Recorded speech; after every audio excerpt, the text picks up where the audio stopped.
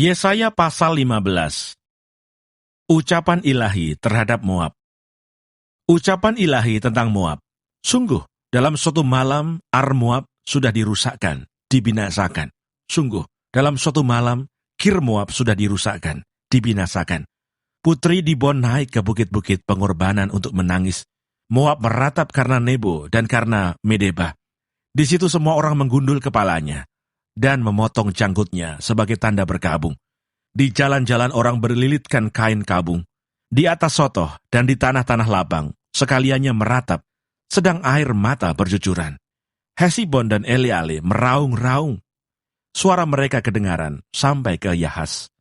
Sebab itu orang-orang bersenjata di Moab berseru-seru, jiwanya pun gemetar. Aku berteriak karena Moab, pengungsi-pengungsi sudah sampai ke Zoar, ke Eglat, Selisia. Sungguh, orang mendaki, pendakian Luhit sambil menangis. Dan di jalan ke Horonaim, orang berteriak karena ditimpa bencana.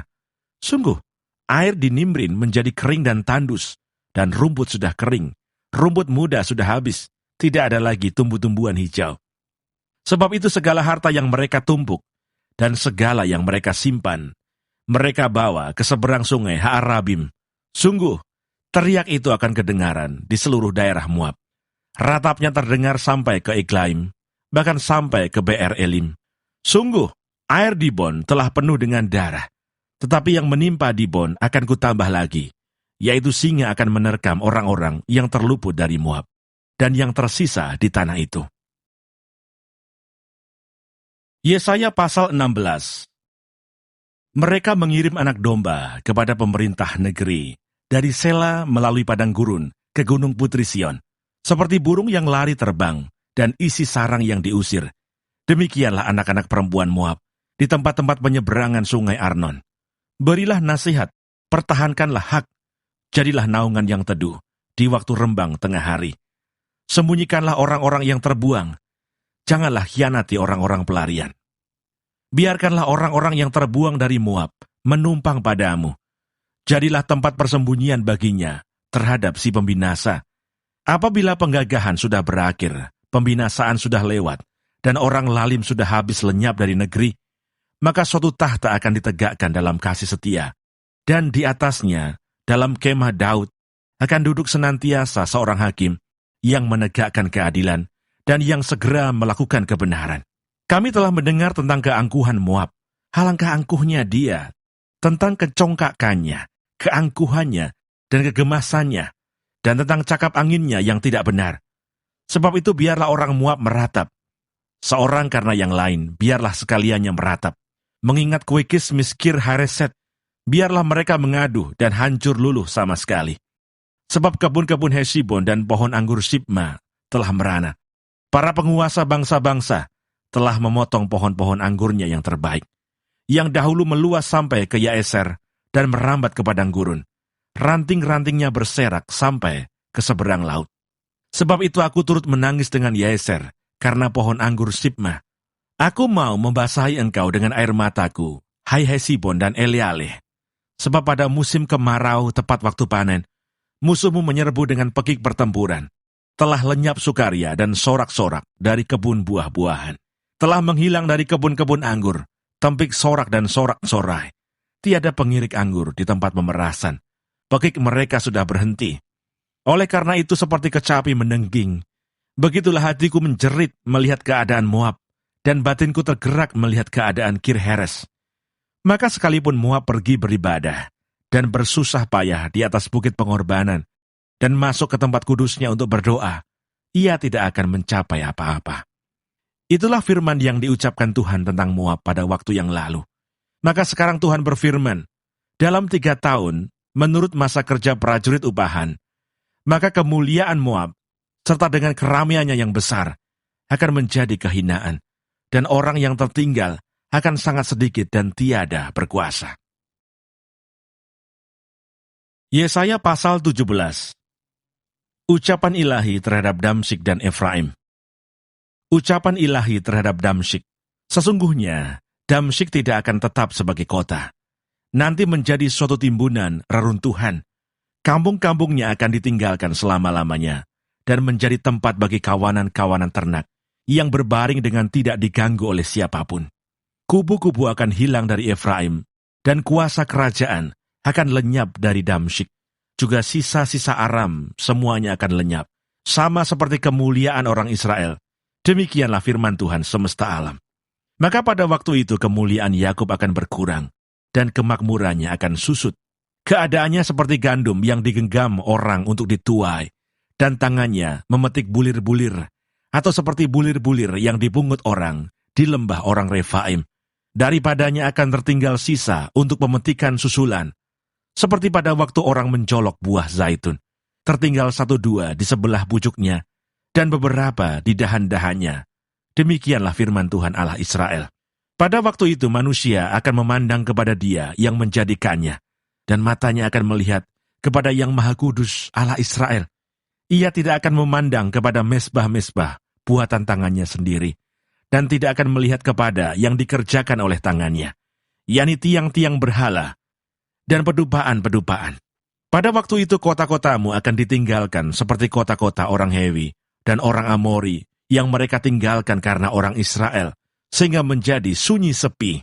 Sebab engkau telah melupakan Allah yang menyelamatkan engkau, dan tidak mengingat gunung batu kekuatanmu.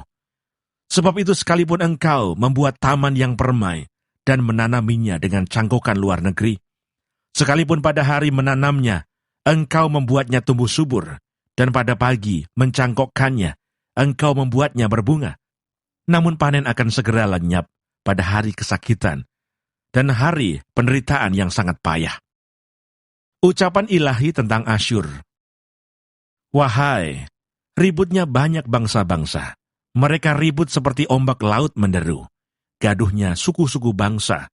Mereka gaduh seperti gaduhnya air yang hebat. Suku-suku bangsa gaduh seperti gaduhnya air yang besar. Tetapi Tuhan menghardiknya, sehingga mereka lari jauh-jauh, terburu-buru seperti sekam di tempat penumbukan dihembus angin, dan seperti dedak ditiup puting beliung. Menjelang waktu senja, sesungguhnya ada kedahsyatan. Sebelum hari pagi, mereka sudah tidak ada lagi. Itulah bagian orang-orang yang merampoki kita, dan itulah yang ditentukan bagi orang-orang yang merampasi kita. Yesaya pasal 18. Ucapan ilahi terhadap Etiopia.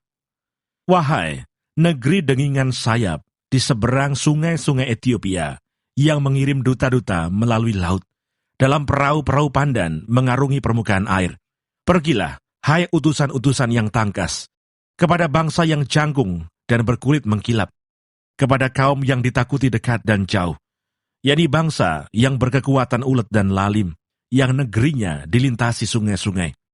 Hai semua penduduk dunia, hai orang-orang yang mendiami bumi, apabila panji-panji dinaikkan di gunung-gunung, lihatlah.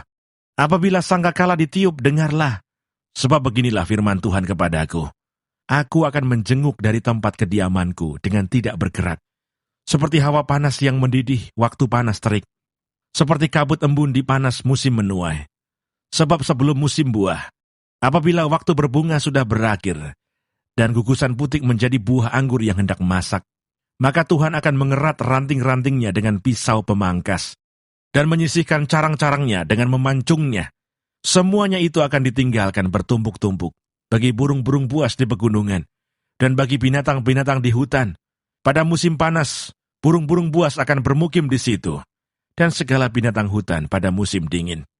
Pada waktu itu juga, persembahan akan disampaikan kepada Tuhan semesta alam, dari kaum yang jangkung dan berkulit mengkilap, dan dari kaum yang ditakuti dekat dan jauh, yakni bangsa yang berkekuatan ulet dan lalim, yang negerinya dilintasi sungai-sungai, ke tempat nama Tuhan semesta alam, yaitu Gunung Sion. Yesaya pasal 19. Ucapan ilahi terhadap Mesir. Ucapan ilahi terhadap Mesir. Lihat, Tuhan mengendarai awan yang cepat dan datang ke Mesir. Maka berhala-berhala Mesir gemetar di hadapannya, dan hati orang Mesir merana hancur dalam diri mereka. Aku akan menggerakkan orang Mesir melawan orang Mesir, supaya mereka berperang, setiap orang melawan saudaranya, dan setiap orang melawan temannya, kota melawan kota, kerajaan melawan kerajaan. Semangat orang Mesir menjadi hilang, dan rancangannya akan kukacaukan. Maka mereka akan meminta petunjuk kepada berhala-berhala, dan kepada tukang-tukang jampi, kepada arwah dan kepada roh-roh peramal. Aku akan menyerahkan orang Mesir ke dalam tangan seorang tuan yang kejam, dan seorang raja yang bengis akan memerintah mereka.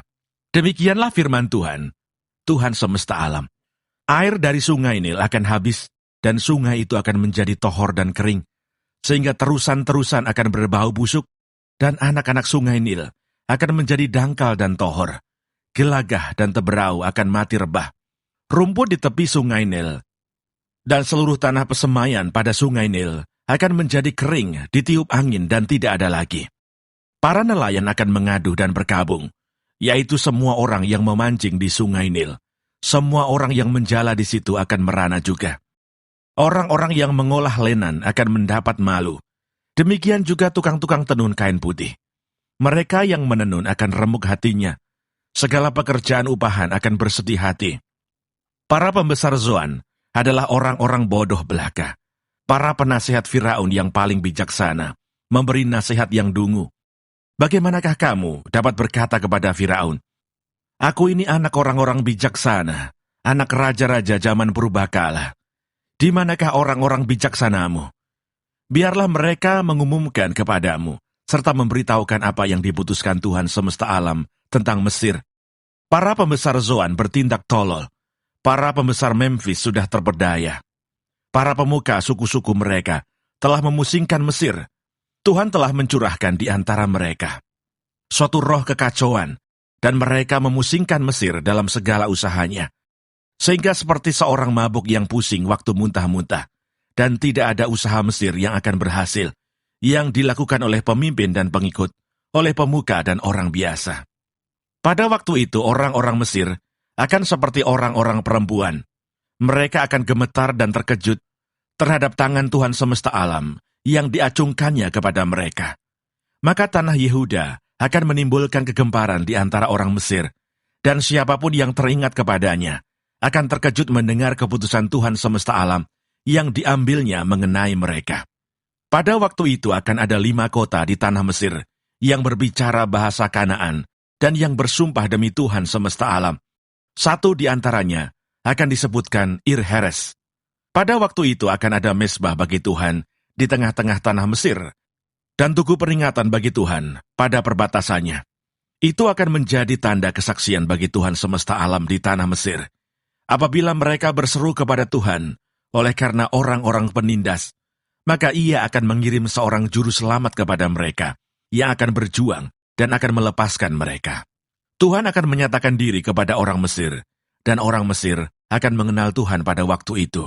Mereka akan beribadah dengan korban sembelihan dan korban sajian, dan mereka akan bernazar kepada Tuhan, serta membayar nazar itu. Tuhan akan menghajar orang Mesir, akan menghajar dan menyembuhkan, dan mereka akan berbalik kepada Tuhan, dan Ia akan mengabulkan doa mereka, serta menyembuhkan mereka.